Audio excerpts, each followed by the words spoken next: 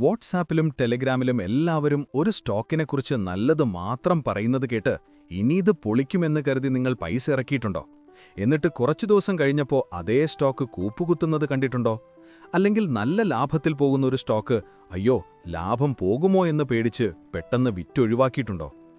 ഇങ്ങനെയൊക്കെ നിങ്ങൾക്കും തോന്നിയിട്ടുണ്ടെങ്കിൽ നിങ്ങൾ ഒറ്റയ്ക്കല്ല. ശരിക്കും പറഞ്ഞാൽ കേരളത്തിലും ഇന്ത്യയിലുള്ള മിടുക്കരായ ഇൻവെസ്റ്റേഴ്സ് പോലും എന്തുകൊണ്ടാണ് ആയിരക്കണക്കിന് രൂപ നഷ്ടപ്പെടുത്തുന്നത് എന്ന് അവർക്ക് പോലും അറിയില്ല. അതിന് പിന്നിലുള്ള ചില മെന്റൽ ട്രാപ്പുകളാണ് ഞാൻ ഇന്ന് കാണിച്ചു തരാൻ പോകുന്നത്. നമ്മുടെ ബിഹേവിയറൽ ഫൈനാൻസ് സീരീസിലേക്ക് വീണ്ടും സ്വാഗതം. കഴിഞ്ഞ എപ്പിസോഡിൽ നമ്മൾ പൈസയുടെ കാര്യത്തിൽ നമ്മുടെ ഇമോഷൻസ് എങ്ങനെയാണ് കളിക്കുന്നതെന്ന് കണ്ടു. ഇന്ന് നമുക്ക് കുറച്ചുകൂടി ഡീപ്പായിട്ട് പോകാം. ഇങ്ങനൊന്ന് സങ്കല്പിച്ചു നോക്കൂ. നിങ്ങൾ കൊച്ചിയിലിരുന്ന് നിങ്ങളുടെ ഇൻവെസ്റ്റ്മെന്റ്സ് ഒക്കെ മാനേജ് ചെയ്യുന്ന അത്യാവശ്യം എക്സ്പീരിയൻസ്ഡ് ആയ ഒരു ഇൻവെസ്റ്ററാണെന്ന് വയ്ക്കുക. നിങ്ങൾ എടുക്കുന്ന തീരുമാനങ്ങളെല്ലാം നല്ല ലോജിക്കോടെയാണെന്നാണ് നിങ്ങളുടെ വിചാരം. പക്ഷെ ശരിക്കും കൺട്രോൾ നിങ്ങളുടെ കയ്യിലല്ല. നിങ്ങൾ പോലും അറിയാതെ നിങ്ങളുടെ ഓരോ നീക്കങ്ങളെയും സ്വാധീനിക്കുന്നത് നിങ്ങളുടെ ബ്രെയിനിന്റെ തന്നെ ചില കുറുക്കുവഴികളും സ്വഭാവങ്ങളുമാണ്. ഞാൻ ടെക്നോ പാർക്കിലുള്ള രാഹുലിന്റെ കഥ പറയാം. രാഹുലിന് അവൻ്റെ ഒരു ഫ്രണ്ട് ഒരു സ്റ്റോക്ക് ടിപ്പ് കൊടുത്തു. അതിലവന് ഭയങ്കര വിശ്വാസമായിരുന്നതുകൊണ്ട് വേറെ റിസർച്ച് ഒന്നും ചെയ്യാതെ അവൻ അതിൽ വലിയൊരു എമൗണ്ട് ഇൻവെസ്റ്റ് ചെയ്തു. ഇതിനെയാണ് നമ്മൾ കൺഫർമേഷൻ ബയസ് എന്ന് പറയുന്നത്. അതായത് നമ്മൾ വിശ്വസിക്കുന്ന കാര്യത്തെ സപ്പോർട്ട് ചെയ്യുന്ന ന്യൂസ് മാത്രം നമ്മൾ കേൾക്കും, അതിനെതിരായുള്ളതൊന്നും മൈൻഡ് ചെയ്യില്ല. ഒരാഴ്ചയ്ക്കുള്ളിൽ ആ സ്റ്റോക്ക് 30% ഇടിഞ്ഞു. പക്ഷെ നഷ്ടം സമ്മതിച്ചു വിൽക്കുന്നതിന് പകരം അത് കേറുമെന്ന് പറഞ്ഞവൻ ഹോൾഡ് ചെയ്തു. ഇതാണ് ആങ്കറിംഗ്. നമ്മൾ വാങ്ങിയ വിലയിൽ തന്നെ നമ്മുടെ മനസ്സ് സ്റ്റക്കായി പോകും. പുതിയ വിലയൊന്നും നമ്മൾ അംഗീകരിക്കില്ല.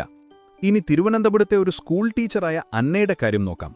മാർക്കറ്റിൽ നിന്ന് ചെറിയ ചെറിയ ലാഭമൊക്കെ കിട്ടിത്തുടങ്ങിയപ്പോൾ അന്നയ്ക്ക് തോന്നി താനൊരു സ്റ്റോക്ക് മാർക്കറ്റ് ജീനിയസ് ആണെന്ന്. ഇതാണ് ഓവർ കോൺഫിഡൻസ് ബയസ്. ആ ഒരു ആത്മവിശ്വാസത്തിൽ കയ്യിലുള്ള പൈസ പല സ്റ്റോക്കുകളിലായി ഡിവൈഡ് ചെയ്യാതെ 1-2 സ്റ്റോക്കിൽ അന്ന ഇൻവെസ്റ്റ് ചെയ്തു. അവസാനം എന്തുപറ്റി? കിട്ടിയ ലാഭത്തിനേക്കാൾ വലുതായിരുന്നു അന്നയുടെ നഷ്ടം. ഇതിലെ ഒരു ഞെട്ടിക്കുന്ന സത്യമെന്തെന്നാൽ ഇതുപോലുള്ള ചിന്തകൾ കാരണം ഇന്ത്യയിലെ ഭൂരിഭാഗം ഇൻവെസ്റ്റേഴ്സിനും ഓരോ വർഷവും മാർക്കറ്റിൽ നിന്ന് കിട്ടേണ്ടതിലും 3 മുതൽ 7% വരെ കുറഞ്ഞ വരുമാനമാണ് കിട്ടുന്നത്. ചുരുക്കി പറഞ്ഞാൽ സ്വന്തം തലച്ചോറ് കാരണം കയ്യിലിരുന്ന കാശ് നഷ്ടപ്പെടുത്തുന്നു. ഇതിൽ പേടിക്കേണ്ട കാര്യം എന്താണെന്ന് വെച്ചാൽ ഈ ചിന്തകൾക്ക് വലുപ്പച്ചെറുപ്പമൊന്നുമില്ല. നിങ്ങൾ 5000 രൂപ ഇൻവെസ്റ്റ് ചെയ്താലും 5 ലക്ഷം രൂപ ഇൻവെസ്റ്റ് ചെയ്താലും നിങ്ങൾ ആലപ്പുഴക്കാരനായാലും കോഴിക്കോട്ടുകാരനായാലും ഈ കെണികളിൽ ആരും വീണുപോകാം. പക്ഷേ ടെൻഷൻ അടിക്കണ്ട. ഈ ട്രാപ്പുകളെക്കുറിച്ചൊരു ബോധമുണ്ടാകുന്നതാണ് ഇതിൽ നിന്ന് രക്ഷപ്പെടാനുള്ള ആദ്യത്തെ വഴി. നമ്മൾ കഴിഞ്ഞ എപ്പിസോഡിൽ പഠിച്ച ലോസ് അവേർഷൻ ഓർമ്മയിലെ ലാഭം കിട്ടുമ്പോഴുള്ള സന്തോഷത്തിന്റെ ഇരട്ടി വേദനയാണ് നമുക്ക് നഷ്ടം വരുമ്പോൾ. ഇതുകൊണ്ടാണ് നഷ്ടത്തിലുള്ള സ്റ്റോക്കുകൾ വിൽക്കാൻ നമുക്ക് ഭയങ്കര മടിയും ലാഭത്തിലുള്ളത് പെട്ടെന്ന് വിറ്റ് കാശാക്കാനും നമ്മൾ നോക്കുന്നത്. നമ്മുടെ നാട്ടിൽ സാധാരണ കാണുന്ന ഒന്നാണ് ഹേർഡ് മെന്റാലിറ്റി, അഥവാ ആൾക്കൂട്ടം എങ്ങോട്ടാണോ അങ്ങോട്ട് പോകുന്ന സ്വഭാവം. കേരളത്തിൽ പുതിയ IPOകൾ വരുമ്പോഴും ക്രിപ്റ്റോ തരംഗം വന്നപ്പോഴും കണ്ടില്ലേ, എനിക്ക് മാത്രം ചാൻസ് മിസ്സാകുമോ എന്ന പേരിൽ എല്ലാവരും അതിൽ ചാടി വീഴും.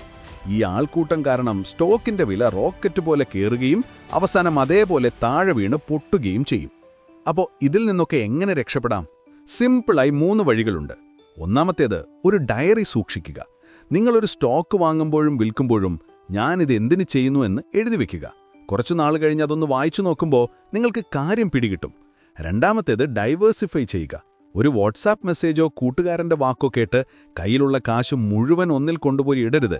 അവസാനമായി ആവശ്യമുള്ളപ്പോൾ നല്ലൊരു ഫൈനാൻഷ്യൽ പ്ലാനറുടെ ഉപദേശം തേടുക. അവർക്ക് നിങ്ങളെ ശരിയായ വഴി കാണിച്ചു തരാൻ പറ്റും. പോകുന്നതിന് മുൻപ് ഒരു നിമിഷം ചിന്തിക്കൂ. ആളുകൾ പറയുന്നത് കേട്ട് നിങ്ങൾ ഇൻവെസ്റ്റ് ചെയ്തിട്ടുണ്ടോ? ഒരു സ്റ്റോക്കിലെ പ്രശ്നങ്ങൾ കണ്ടില്ലെന്ന് നടിച്ചു മുന്നോട്ട് പോയിട്ടുണ്ടോ? നഷ്ടം വരുമ്പോൾ എന്തെങ്കിലും അത്ഭുതം സംഭവിക്കുമെന്ന് കരുതി കാത്തിരുന്നിട്ടുണ്ടോ? ഇതിന്റെ എല്ലാം ഉത്തരം അതെ എന്നാണെങ്കിൽ അതൊരു മനുഷ്യസഹജമായ കാര്യമാണ്. പക്ഷേ ഈ ബയസുകളെക്കുറിച്ച് ഇപ്പോൾ നിങ്ങൾക്കറിയാമല്ലോ. അത് തന്നെ നിങ്ങളെ മറ്റുള്ള ഇൻവെസ്റ്റേഴ്സിനേക്കാൾ ഒരുപാട് മുന്നിലെത്തിച്ചിരിക്കുന്നു. ഈ കോഗ്നിറ്റീവ് ട്രാപ്പുകളെക്കുറിച്ച് ഈ എപ്പിസോഡ് നിങ്ങൾക്കൊരു പുതിയ അറിവ് തന്നുവെങ്കിൽ ആ ലൈക്ക് ബട്ടൺ ഒന്ന് അമർത്തുക. നമ്മുടെ ചാനൽ സബ്സ്ക്രൈബ് ചെയ്യുക. കാരണം അടുത്ത വീഡിയോയിൽ നമ്മൾ ഈ ഹേർഡ് മെന്റാലിറ്റിയെക്കുറിച്ച് വിശദമായി സംസാരിക്കും. നമ്മൾ കാണാത്ത ഒരു ക്രൗഡ് എങ്ങനെയാണ് നമ്മുടെ പൈസയെ കൺട്രോൾ ചെയ്യുന്നതെന്ന് നമ്മൾ ആ വീഡിയോയിൽ കാണും. എപ്പോഴും ഓർക്കുക, നിങ്ങളുടെ മനസ്സിനെ നിയന്ത്രിക്കുന്നതാണ് ഏറ്റവും വലിയ ഇൻവെസ്റ്റ്മെന്റ്. എപ്പോൾ നിങ്ങളുടെ ബ്രെയിൻ നിങ്ങളെ പറ്റിക്കുന്നത് നിർത്തുന്നുവോ അപ്പോൾ നിങ്ങളുടെ പണം നിങ്ങൾക്കായി സ്മാർട്ടായി പണിയെടുത്ത് തുടങ്ങും.